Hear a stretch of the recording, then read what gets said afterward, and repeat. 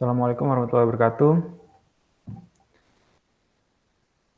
Hari ini kita bertemu lagi di perkuliahan perekonomian Indonesia. Hari ini akan membahas mengenai transformasi perekonomian Indonesia bagian yang ketiga, mengenai proses distribusi, demografi, dan pendapatan. Nah, kita akan melihat bagaimana pengaruh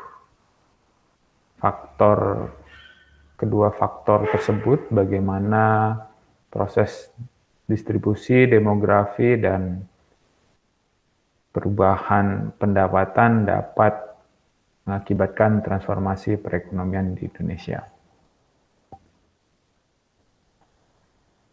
Kita mulai melihat demografi dari status pekerjaan utama. Dalam pengelompokan status pekerjaan utama, bisa digolongkan menjadi 7 status. Status pertama adalah orang yang memiliki atau berusaha sendiri. Dalam status pekerjaan kedua yaitu berusaha, namun dibantu buruh tidak tetap. Pada status pekerjaan ketiga, seorang berusaha kemudian dibantu oleh buruh tetap. Status pekerjaan keempat, sebagai buruh atau karyawan dan pegawai. Status kelima, sebagai pekerja bebas di sektor pertanian. Kemudian status keenam adalah pekerja bebas di non-pertanian, dan status ketujuh adalah pekerja keluarga tidak dibayar. Di sini kita bisa lihat bahwa ada pekerjaan yang tergolong dalam pekerjaan formal, kemudian ada tergolong status pekerjaan yang tidak formal atau informal, seperti itu. Nah, status pekerjaan yang digolongkan dalam pekerjaan formal ada di status ketiga dan 4, yaitu berusaha kemudian dibantu buruh tetap. Artinya kalau dibantu buruh tetap, kita memiliki nanti izin usaha, kemudian karyawan tersebut juga memiliki status pekerjaan yang jelas, formal, dan memiliki status hukum. Kemudian buruh, karyawan, dan pegawai tentunya adalah orang-orang yang bekerja di perusahaan-perusahaan yang memiliki status hukum. Jadi ya 3 dan 4 ini adalah pekerjaan formal, 1, 2, 5, 6, dan 7 adalah jenis pekerjaan yang tidak formal. Bagaimana kita menanggapinya terkait dengan perekonomian? Kita bisa dari pengelompokan ini kita bisa melihat bagaimana seberapa besar peran dari status pekerjaan tersebut, baik orang-orang yang bekerja informal maupun formal. Kita lihat berapa besar penduduk Indonesia yang bekerja di sektor formal, berapa banyak penduduk Indonesia yang bekerja di sektor informal. Nah, untuk Indonesia sendiri masih banyak atau dominannya mayoritas adalah masyarakat bekerja di sektor informal, seperti itu. Kemudian bisa juga kita telaah terkait dengan berapa besar pendapatan atau sumbangan dari baik sektor formal ataupun informal kita bandingkan terhadap pendapatan yang diterima oleh penduduk Indonesia, seperti itu. Nah, itu adalah bagaimana kita menanggapi dari pengklasifikasian status pekerjaan utama ini. Berikutnya adalah dari jenis pekerjaan utama. Dari jenis pekerjaan utama diklasifikasikan menjadi 9. Nanti ada status pertama yaitu tenaga profesional. Jenis pekerjaan pertama yaitu tenaga profesional. Kemudian Nah, jenis pekerjaan kedua, tenaga kepemimpinan dan ketatalaksanaan. Jenis pekerjaan ketiga adalah tenaga tata usaha. Kemudian keempat adalah tenaga penjualan. Kelima, tenaga usaha jasa. 6 adalah tenaga usaha pertanian. 7, 8, 9 adalah tenaga kasar. Nah, yang tenaga profesional ini misalnya pekerjaan di sektor formal, di perusahaan-perusahaan swasta multinasional. Kemudian tenaga pemimpinan ini dan ketatalaksanaan mungkin levelnya lebih tinggi dibanding level-level jenis pekerjaan lainnya, sampai pada tenaga kasar ini yang paling rendah, seperti itu. Nah, bagaimana terminologi pembagian jenis pekerjaannya ini di Indonesia? Di Indonesia itu ada 3. Sebenarnya di luar negeri hanya mengenal white collar dan blue collar. Nah, 1, 2, 3 white collar, kemudian 4, 5, 6, 7, 8, 9 tergolong blue collar kalau di luar negeri. Kalau di Indonesia, karena kita ada pembagiannya sendiri, jenis pekerjaan 1, 2, dan 3, tenaga profesional, tenaga pembinaan, dan tenaga tata usaha itu dimasukkan dalam white collar. Artinya dari sisi pekerjaannya digambarkan bahwa kerjaan ini mungkin lebih eksklusif karena misalnya tidak kotor-kotoran, tidak kerja kasar, kemudian tidak debu. Nah, ini pekerjaannya di dalam ruangan seperti 1, 2, 3. Nah, namun di Indonesia dibagi lagi ada grey collar, di mana ini tidak terlalu berat pekerjaannya karena ada pekerjaan sebagai sales. Sales ini digolongkan oleh yang menengah, kemudian yang paling kasar pekerjaannya yang memungkinkan untuk lebih berkotor-kotoran dan bekerja digolongkan dalam blue collar. Nah, itu adalah pekerjaan 6, 7, 8, dan 9. Tenaga usaha pertanian dan tenaga kasar, seperti itu. Nah, itu tadi adalah dari sisi demografi. Kemudian kita lihat dari proses akumulasi dan alokasi pada pendapatan. Nah, bagaimana proses akumulasi ini dapat berpengaruh terhadap transformasi perekonomian. Pertama, ketika kita melihat bahwa pendapatan per kapita masyarakat di sebuah negara meningkat, otomatis ada peningkatan akumulasi modal manusia berupa keterampilan. Jadi, masyarakat yang pendapatan kapitanya meningkat, cenderung akan meningkatkan pendidikannya. Ketika pendidikan warga negara meningkat, tentu saja keterampilannya akan meningkat, sehingga ini membuat akumulasi modal manusia. Ketika akumulasi modal manusia atau keterampilan meningkat, otomatis produksi barang dan jasa juga akan meningkat karena ada peningkatan keefisienan dan keefektifan karena tadi ada keterampilan manusia yang meningkat, penggunaan teknologi menjadi lebih baik karena ada SDM yang terampil di sana untuk mengelola teknologi yang ada, seperti itu. Sehingga otomatis produksi barang dan jasa meningkat dan pada akhirnya akan mempengaruhi transformasi perekonomian. Berikutnya adalah alokasi.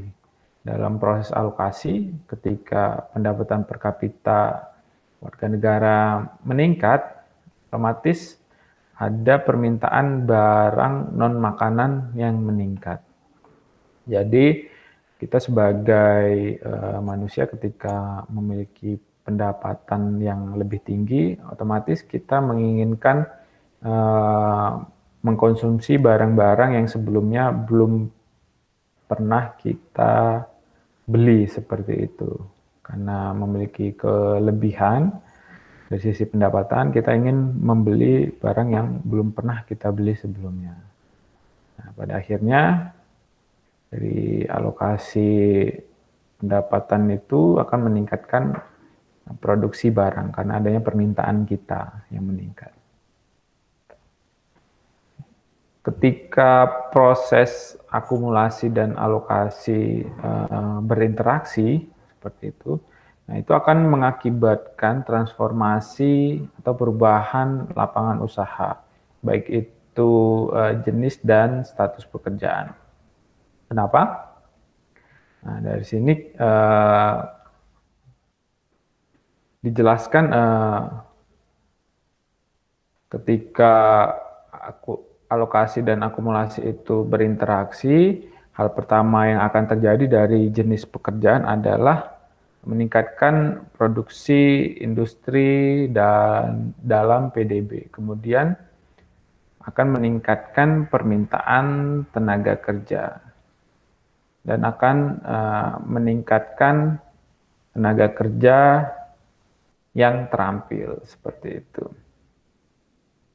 Ya, otomatis ya ketika ada peningkatan misalnya akumulasi pendapatan per kapita dan alokasi pendapatan per kapita, otomatis akan meningkatkan produksi industri karena tadi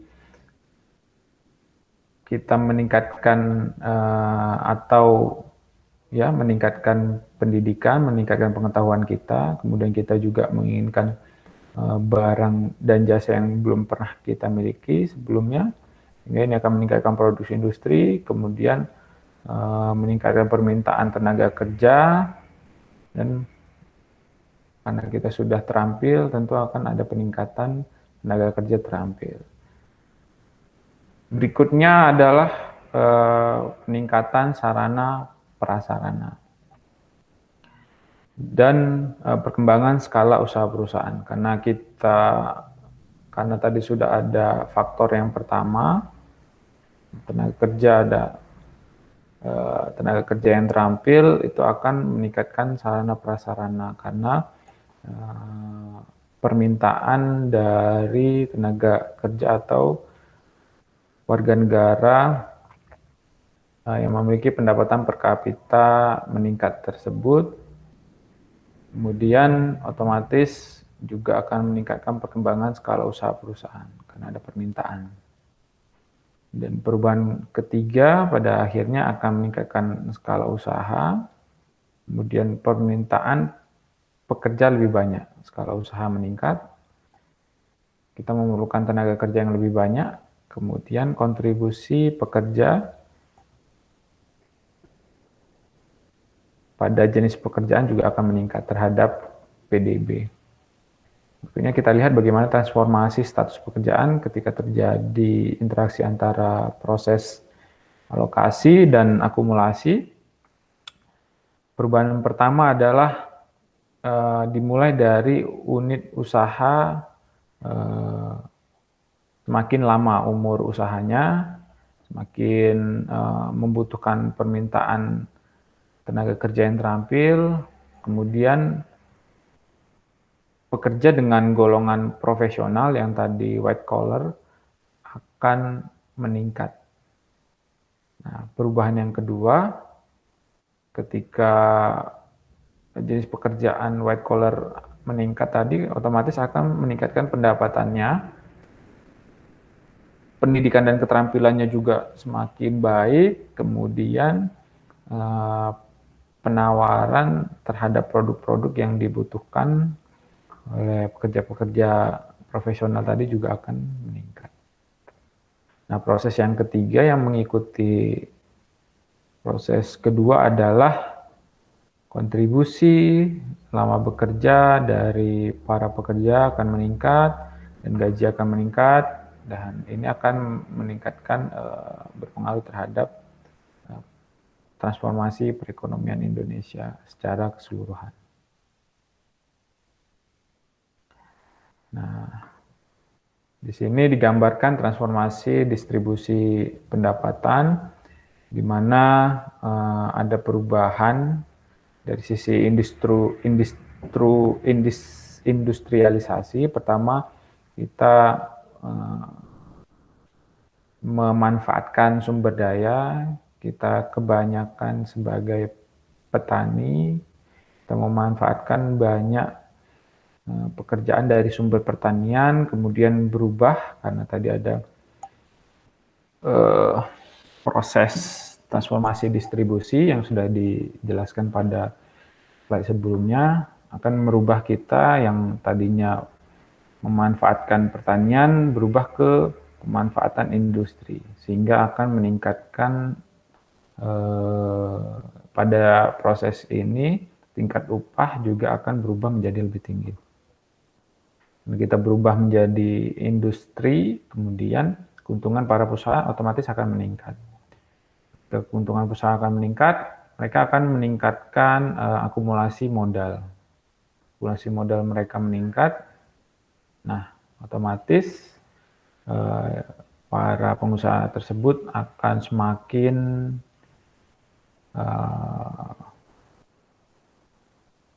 makmur, sehingga pendapatan akan mengalami ketimpangan antara orang miskin dan orang kaya. Seiring waktu, pendapatan per kapita masyarakat akan meningkat, kemudian ketimpangan akan menurun. Seperti itu. Karena tadi ada peningkatan pendapatan per kapita. Nah, itu adalah harapannya, mana ketimpangan akan menurun. Nah, tadi ada terjadi proses industrialisasi, akumulasi modal, kemudian kita membutuhkan lebih banyak orang untuk bekerja, sehingga pendapatan per kapita masyarakat meningkat, harapannya ketimpangan akan menurun. Nah, ini adalah transformasi distribusi pendapatan berikutnya. Kondisi pertama adalah undersupply tenaga kerja pedesaan. Jadi suplai tenaga kerja pedesaan menurun, kemudian suplai tenaga kerja perkotaan berlebih seperti itu, karena tadi banyaknya terjadinya urbanisasi seperti itu ya. Orang desa pindah bekerja untuk bekerja di kota, sehingga terjadi oversupply tenaga kerja di perkotaan. Otomatis karena semakin sedikitnya tenaga kerja di desa akan meningkatkan upah tenaga kerja di desa, hingga akan menimbulkan ketimpangan pendapatan antara desa dan kota mengecil. Itu. Jadi karena semakin langkanya tenaga kerja pedesaan, upahnya akan meningkat, upah tenaga kerja di desa. Nah, ketimpangan pendapatan di desa dan kota akan mengecil. Kemudian ada tuntutan tenaga kerja terampil di kota, pada akhirnya kaum profesional akan meningkat, sehingga meningkatkan upah mereka. Kemudian proses berikutnya adalah peningkatan sektor modern, karena kita berubah menjadi sektor yang modern, perekonomian modern, kemudian muncul unit usaha baru. Sekarang yang bisa kita lihat munculnya perusahaan-perusahaan startup dan lain sebagainya yang sangat menjamur. Bisnis UKM juga meningkat, kemudian akan meningkatkan persaingan usaha. Karena ada persaingan tersebut, otomatis banyak orang yang memperoleh keuntungan, sehingga akan terjadi pemerataan keuntungan. Proses terakhir adalah tekanan upah sektor industri, karena ada tuntutan dari serikat buruh terhadap upah yang mereka tuntut kepada perusahaan, sehingga akan menurunkan keuntungan perusahaan, kemudian akan mempengaruhi kemampuan akumulasi modal perusahaan. Artinya akumulasi modal akan menurun. Nah, ini akibatnya bermacam-macam. Ya, penurunan keuntungan pemilik perusahaan, kemudian pajak yang disetorkan terhadap negara menjadi turun seperti itu, dan lain sebagainya. Nah, ini kita lihat proses-proses transformasi ini sebagai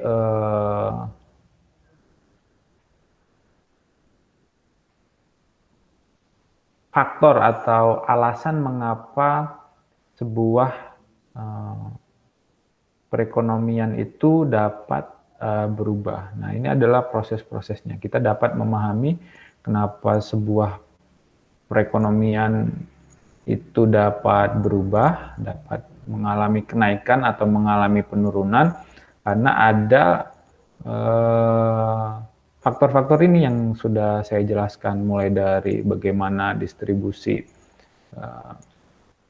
status pekerjaan, kemudian jenis pekerjaan, kemudian pendapatan per kapita, seperti itu, kemudian ya perubahan-perubahan lainnya yang sudah saya jelaskan. Itu akan menimbulkan perubahan di perekonomian. Nah,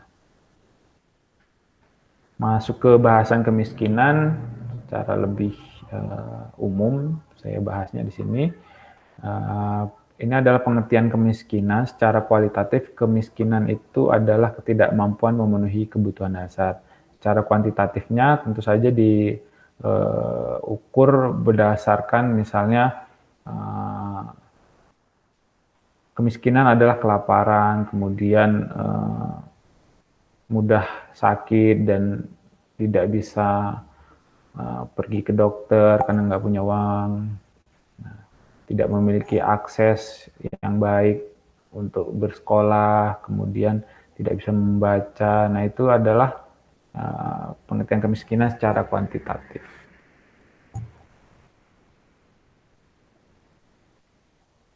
Pengukuran kemiskinan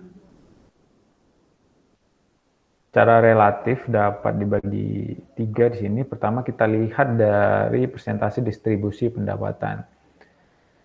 Nah, ini kan kita lihatnya dari secara nasional. Jadi, seberapa besar pendapatan, berapa besar persentase pendapatan yang didapatkan 40% populasi dengan pendapatan terendah. Kita melihat bagaimana sebaran dari pendapatan seluruh masyarakat Indonesia. Apakah sudah terjadi pemerataan terhadap pendapatan tersebut atau tidak terjadi pemerataan, sehingga perlu dicari, perlu dibahas sebaran persentasenya dibandingkan dengan perbandingan antara masyarakat berpendapatan rendah dengan masyarakat berpendapatan tinggi, seperti itu. Nah, ini dilihat dari koefisien Gini. Koefisien akan semakin besar jika distribusi semakin timpang, seperti itu. Jadi tingkat ketimpangan dilihat dari koefisien Gini. Kemudian distribusi fungsional dilihat dari distribusi fungsional, yaitu membandingkan pendapatan tenaga kerja dengan pemilik modal. Semakin meningkat pendapatan tenaga kerja, dianggap pendapatan semakin merata. Jadi yang dilihat ketika kita melihat distribusi fungsional adalah pendapatan tenaga kerja dibandingkan dengan pendapatan pemilik modal. Nah, itu adalah bagaimana kita melihat atau mengukur kemiskinan relatif. Cukup untuk pertemuan hari ini. Semoga bisa bermanfaat untuk kita semua. Kurang lebihnya saya mohon maaf. Kita akan bertemu lagi di pertemuan perekonomian Indonesia berikutnya. Saya cukupkan. Assalamualaikum warahmatullahi wabarakatuh.